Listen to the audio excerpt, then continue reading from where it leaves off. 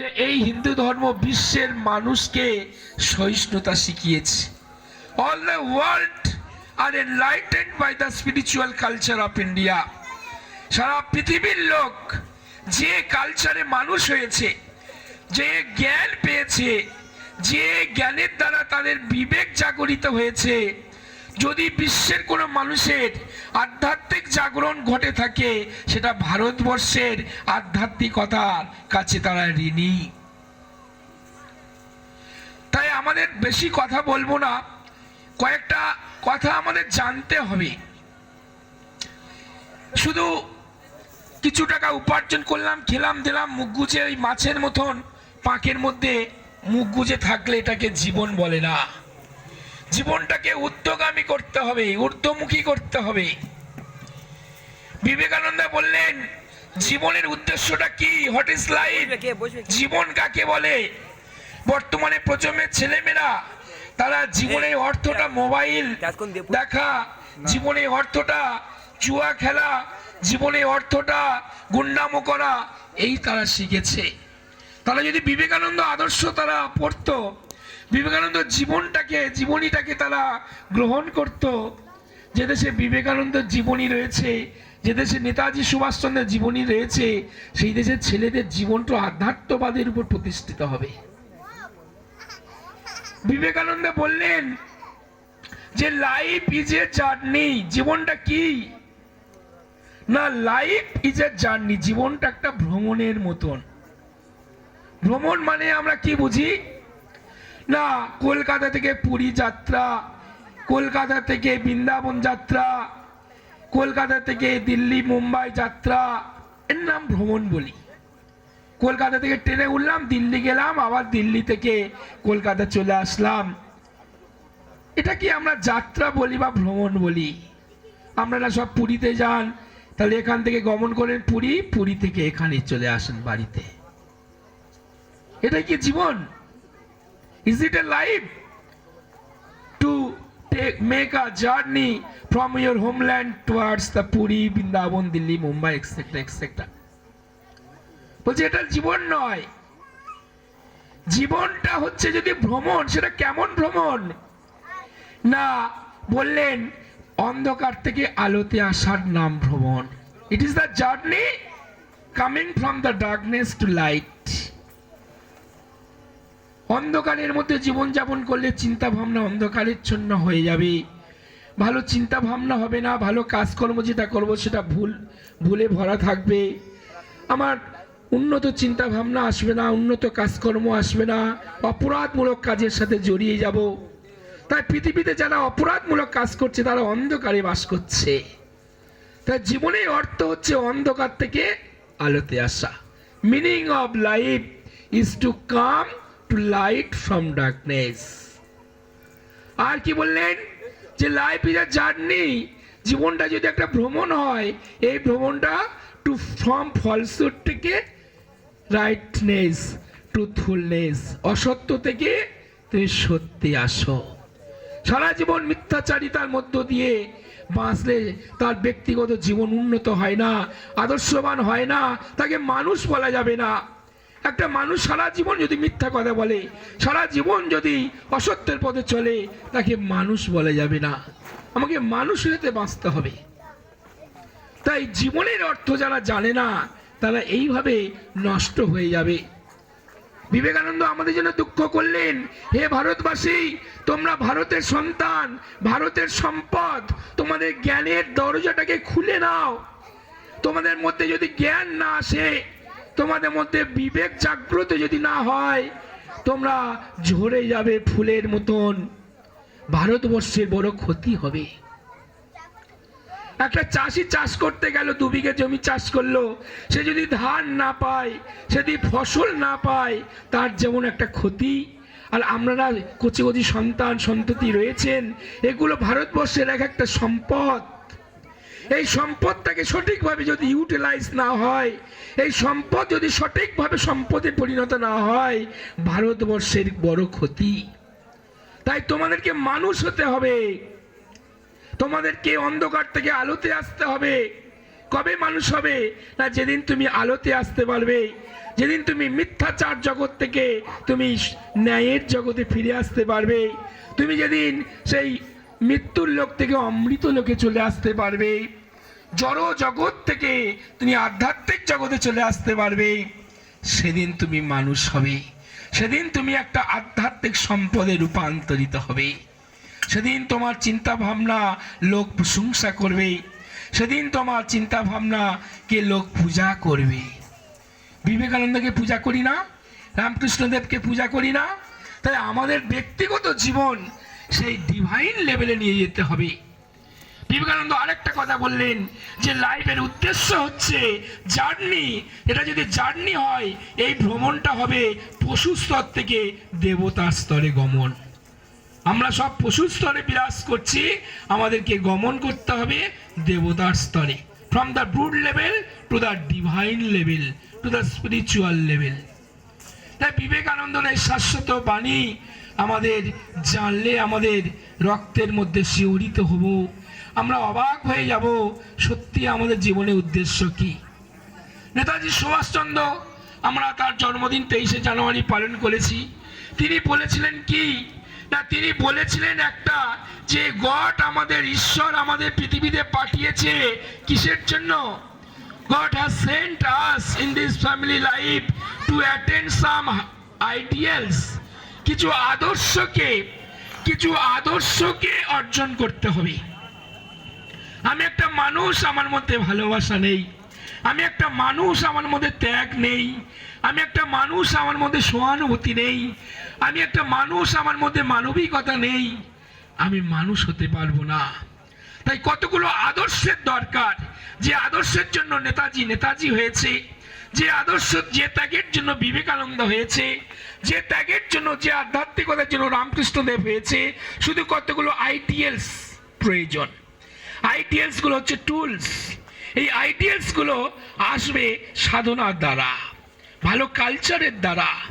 এই প্রত্যেকটা বাড়িতে বাড়িতে যদি আমরা ভালো কালচার তৈরি করেন, ঈশ্বর কথা শোনা, ভালো ভালো বই পড়া, ছেলে মেয়েদের বাবা মারা ভালো শিক্ষা দেবে, এখান থেকেই আমরা সন্তান বিবেকানন্দ হয়ে বেরিয়ে আসবে, নেতাজি হয়ে বেরিয়ে আসবে। বাড়িতে টিভি দেখা আর ওই মোবাইল দেখা, এই কালচারগুলোকে একটু সরিয়ে ছেলে মেয়েদের মধ্যে একটু ভালো শিক্ষা দেন, নৈতিক শিক্ষা দেন। বাড়িটাই হচ্ছে স্কুল।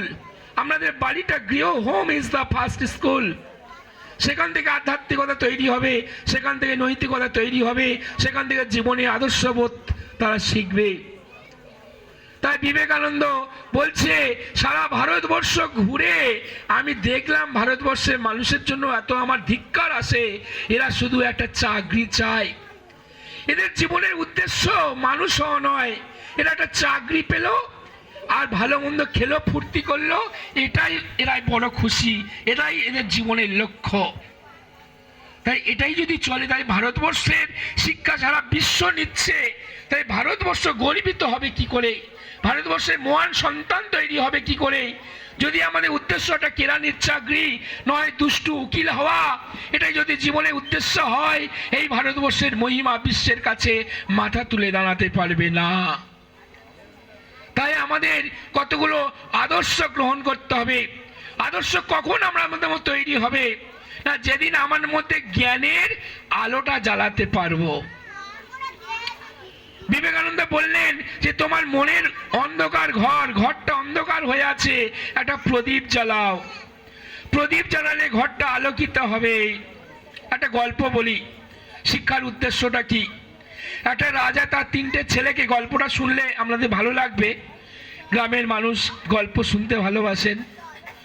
একটা রাজা মশাই তার 3টে ছেলেকে 3টে রাজপ্রাসাদ দিয়েছে, বলে দিয়েছে প্রত্যেককে 10,000 টাকা করে দিলাম, এই রাজপ্রাসাদটাকে ভরিয়ে দাও। প্রথম ছেলে, ছোট ছেলে কি করলো? ছোট ছেলে ভাবলো যে রাজপ্রাসাদ ভরিয়ে দিতে বলেছে, কি দিয়ে ভরাবো বলেনি, 10,000 টাকা দিয়েছে, এই টাকায় ভালো জিনিস দিয়ে কি ভরাবো? 10,000 টাকা নিয়ে আমি মদ খাবো, আমি জুয়া খেলবো, আমি আজে বাজে কাজ করে 10,000 টাকা নষ্ট করে দিই। কি হবে 10,000 টাকা দিয়ে কি ভরাবো? সে সেই রাজপ্রাসাদটাকে কিছু না ভরিয়ে 10,000 টাকা সে নষ্ট করে দিয়েছে। দ্বিতীয় ছেলে, মেজর ছেলে, সে কি করেছে যে 10,000 টাকা কি হবে, সস্তার জিনিস যত বাজারে গার্বেজ জঞ্জাল সেগুলো কিনে নিয়ে রাজপ্রাসাদটাকে ভরিয়ে দিয়েছে। যত সস্তার জিনিস পেয়েছে 10,000 টাকা নিয়ে সে রাজপ্রাসাদটাকে ভরিয়ে দিয়েছে। বড় ছেলে তিনি কি করলেন, তিনি সেই রাজপ্রাসাদের মধ্যেই গুরুদেবের একটা ছবি স্থাপন করলেন, সেখানে ধূপ জ্বালালেন, সেখানে আলো জ্বালালেন, প্রদীপ, আর প্রদীপের আলোয় ঘরটা আলোকিত হয়ে গেছে। তাই রাজপ্রাসাদকে ভরানো মানে আলো দিয়ে ভরানো, কোনো জঞ্জাল দিয়ে নয়। এখান থেকে শিক্ষা গ্রহণ করতে হবে। ভগবান আমাদের জন্য দেহরূপ রাজপ্রাসাদ দিয়েছে, মন রূপ রাজপ্রাসাদ দিয়েছে। এই মনের মধ্যে নোংরা চিন্তা, কাম, ক্রোধ, লোভ, মোহ, মদ, মাৎসর্য রূপ বর্জ্য পদার্থগুলো মনের রাজপ্রাসাদে আমরা ভরিয়ে রেখেছি। এই মনের মধ্যে সেই প্রজ্ঞার জাগরণ ঘটায়নি, জ্ঞানের আলো আমি জ্বালাইনি, ভক্তির গন্ধ আমি ছড়াইনি। তাই বিবেকানন্দ বললেন, তুমি সেই দিনে যথার্থ মানুষ হবে তোমার মন রূপ রাজপ্রাসাদের মধ্যে ভক্তির গন্ধ যেদিন প্রসারিত হবে, জ্ঞানের আলো যেদিন জ্বলবে, বিবেক জাগ্রত হবে, ন্যায় অন্যায় কি বুঝবে, সেদিন সঠিক তুমি মানুষ হতে পারলে।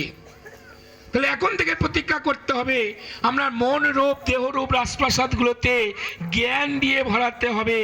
জ্ঞানের আলো দিয়ে কাম, ক্রোধ, লোভ, মোহ, মদ, মাৎসর্য এই নোংরা বস্তুগুলো মনের মধ্যে আছে, এগুলোকে সরিয়ে মনকে পবিত্র করতে হবে। তাই বিবেকানন্দ বললেন, purpose of life, purpose of education, শিক্ষা হবে সেটাই, জ্ঞান লাভ। It is not the goal of life, pleasure is not the goal of life. আমাদের জীবনে পড়াশোনা শিখছি, চাকরি করব, আনন্দ পাবো, এটাই আমাদের গোল। বিবেকানন্দ সঙ্গে সঙ্গে প্রতিবাদ করলেন যে এটাই গোল নয়। It is a mistake two suppose that the pleasure is the goal of life. আনন্দই জীবনের চরম লক্ষ্য, এটা ভুল। The prime goal of life is knowledge. জ্ঞান যদি আপনার মধ্যে আসে, আপনার মনের মধ্যে যে বর্জ্য পদার্থগুলো আছে সেগুলোকে পুড়িয়ে ফেলবে। Knowledge engulfs, knowledge burns all the dirty, all the garbage. জ্ঞান হচ্ছে আগুনের মতন, জ্ঞান রূপ আগুন যদি আপনার মনের মধ্যে থাকে, মনের বর্জ্য পদার্থ নোংরাগুলো সব পুড়িয়ে ফেলবে। জ্ঞান যদি আপনার মধ্যে থাকে, আপনার জীবনের সমস্ত দুঃখ যন্ত্রণাকে আপনি সরিয়ে ফেলতে পারবেন। একটা পুকুরে পানা ভর্তি হয়ে আছে, জল দেখা যাচ্ছে না, পানাগুলোকে সরিয়ে দিলে আবার পানাগুলো আবার আগের জায়গায় ফিরে আসছে। পানাগুলোকে সরিয়ে দিয়ে একটা কঞ্চি বা একটা বেড়া দিয়ে দেন, পানাগুলো দেখছে আর আসছে না, জল পরিষ্কার দেখা যাচ্ছে। আমরা মনের মধ্যে যে কুচিন্তাগুলো, বিষয় চিন্তাগুলো ভিড় করছে পানার মতো, ওগুলোকে জ্ঞানের বাড়ি দিয়ে ওগুলোকে সরিয়ে দেন। তাহলে জ্ঞান আমাদের প্রয়োজন হবে আমাদের মনের নোংরা চিন্তাগুলোকে সরিয়ে ফেলার জন্য। জ্ঞান আমাদের প্রয়োজন হবে আমাদের জীবনে সত্যের পথটা চেনার জন্য। জ্ঞান আমাদের প্রয়োজন হবে সংকটকালে, বিপদকালে মাথা ঠান্ডা করে কাজ করার জন্য। জ্ঞান আমাদের প্রয়োজন হবে। তাই prime goal of life is the knowledge. কিন্তু সেই জ্ঞান লাভ হবে কি করে? বিবেকানন্দ বললেন, concentration is the best means to attain knowledge. একাগ্রতার মধ্য দিয়ে জ্ঞান লাভ হবে। যেমন করে রসায়নবিদ ল্যাবরেটরিতে গিয়ে তার মনের সকল শক্তিগুলোকে একটা ওই রসায়ন এর বস্তুগুলোকে মিলিত করে সে একটা আবিষ্কার করছে ফর্মুলা, তার মনের সকল শক্তিগুলো ওখানে নিয়োগ করছে। একটা জ্যোতির্বিদ যেমন করে তার মনের সকল শক্তিগুলোকে সে দূরবীনের মধ্য দিয়ে আকাশে গ্রহ নক্ষত্র দেখছে, যেমন মনের একাগ্রতা দিয়ে আপনার কোনো একটা পার্টিকুলার বিষয়ের মধ্যে আপনার মনকে যদি একাগ্র করতে পারেন, আপনার জীবনে জ্ঞান চলে আসবে। তাই আমাদের জীবনের সবচেয়ে বড় প্রয়োজন হচ্ছে স্ট্রং উইল। বিবেকানন্দ বললেন আমাদের অনেক বাজে কাজ করে সময় নষ্ট করি, আমাদের সে দৃঢ়তা নেই, স্ট্রং ডিটারমিনেশন নেই। গীতার মধ্যে বললেন একটা শ্লোকে যে করেই ছাড়বো। নিশ্চয়াত্মিকা বুদ্ধির কথা বললেন গীতার মধ্যে। নিশ্চয়াত্মিকা বুদ্ধি কাকে বলে? যে করেই ছাড়বো, যতক্ষণ না পাচ্ছি ততক্ষণ আমি হাল ছাড়বো না। একটা চাষির গল্প রামকৃষ্ণদেব বললেন যে একটা চাষি চাষ করতে গিয়েছে, জমিতে জল নেই, নদী থেকে খাল কেটে আনলে তবে জল আসবে। তখন সারাদিন ধরে খাল কাটছে, দুপুর হয়ে গেছে, তার মেয়ে গিয়ে বলছে বাবা আমি তেল এনেছি, ভাত এনেছি, তুমি তেল মেখে চান করে ভাত খেয়ে নাও। তখন সেই লোকটা মেয়েকে মারতে দাপড়ে দিয়েছে, আজ চাষ না করলে খাওয়া হবে না, আর আমি এই খাল কাটছি, জল না আসলে চাষ হবে না, আর আমাকে খেতে বলছিস? যতক্ষণ না ওই জল নিয়ে আসছি জমিতে ততক্ষণ না আমি খাবো না, যতক্ষণ না আমার জমিতে জল আসছে ততক্ষণ আমি খাবো না। তারপরে সারাদিন খাল কেটে জমিতে জল আসলো, তারপরে সে সন্ধ্যাবেলা গিয়ে সে সর্ষের তেল দিয়ে মুড়ি খাচ্ছে আর আনন্দে বসে আছে। তা বলছে এই করেই ছাড়া, যতক্ষণ না আমি পারছি, স্ট্রং ডিটারমিনেশন, স্ট্রং উইল। ছাত্র সমাজকে বিবেকানন্দ বললেন তোমরা পিছিয়ে পড়ো, তোমরা বলো আমরা পারি না, তোমরা এখন থেকে বলতে শেখো আমি পারবই, আমি করবই। We should need the strong determination. দৃঢ় শক্তি, দৃঢ় প্রত্যয় এমনই হবে যে একটা পাহাড়কে ভেঙে ফেলতে পারবে। Your strong determination will be such as to break the mountain into pieces. তুমি একটা পর্বতকে ভেঙে ফেলার মতো সাহস, দৃঢ় সংকল্প তোমার থাকবে। একটা সমুদ্রকে গিলে ফেলার মতন তোমার সেই উদ্যম্য সাহস তোমার থাকবে। এর নাম স্ট্রং ডিটারমিনেশন। এটা যদি ছাত্র সমাজের মধ্যে তৈরি হয়, ভালো ডিভাইন কালচার তৈরি হয়, তাহলে সেই ছাত্র কোনোদিন অমানুষ হবে না। সেই গ্রামের মানুষকে, দেশের মানুষকে ভালোবাসবে, দেশের জন্য অনেক ত্যাগ স্বীকার করবে, দেশে বীরত্ব সন্তান তৈরি হবে। আমরা নেতাজি হতে পারবো, আমরা বিবেকানন্দ হতে পারবো। If we have some ideals, if we have sacrifice, if we have tremendous sacrifice for sake of the nation. সুতরাং এখানে বেশি বক্তব্য পারবো না, একটা কথা আমি শুধু বলবো যে আমাদের ডিউটি বা কর্তব্যগুলো ঠিক ঠিক পালন করছি কিনা, সন্তানের প্রতি বাবা মা ঠিক ঠিক কর্তব্য পালন করছেন কিনা। যে পিতামাতা সন্তানকে ভালো রাস্তা দেখাতে পারে না, সে যেমন পিতামাতা নয়, সে যেমন আত্মীয় নয়, সে যেমন শিক্ষক নয়, সে যেমন বন্ধু বান্ধব নয়। তাহলে পিতামাতা হিসাবে প্রধান কাজ ছাত্রকে আদর্শের পথ দেখানো, ছাত্রকে নৈতিকতার পথ দেখানো, ছাত্রকে ত্যাগের পথ দেখানো, ছাত্রকে মহা মানুষ হওয়ার পথ দেখানো। এটাই আমি পিতামাতা হিসাবে, শিক্ষক হিসাবে, বন্ধু হিসাবে, আত্মীয় হিসাবে এটা আমার করতে হবে। এটা যদি না পারি আমি শিক্ষক হতে পারবো না, আমি পিতামাতা হতে পারবো না, আমি বন্ধু হতে পারবো না, আমি প্রতিবেশী হতে পারবো না, এমনকি আমি নাগরিকও হতে পারবো না।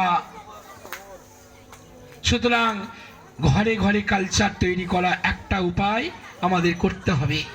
আর প্রত্যেকটা ছেলে মেয়েকে শ্রদ্ধা আর ভক্তি, এই দুটো যদি শেখাতে পারেন, তাহলে আমরা সন্তান আমরাকে পূজা করবে, আমরার একটু দুঃখ থাকবে না, আপনি আনন্দের জীবনযাপন করতে পারবেন।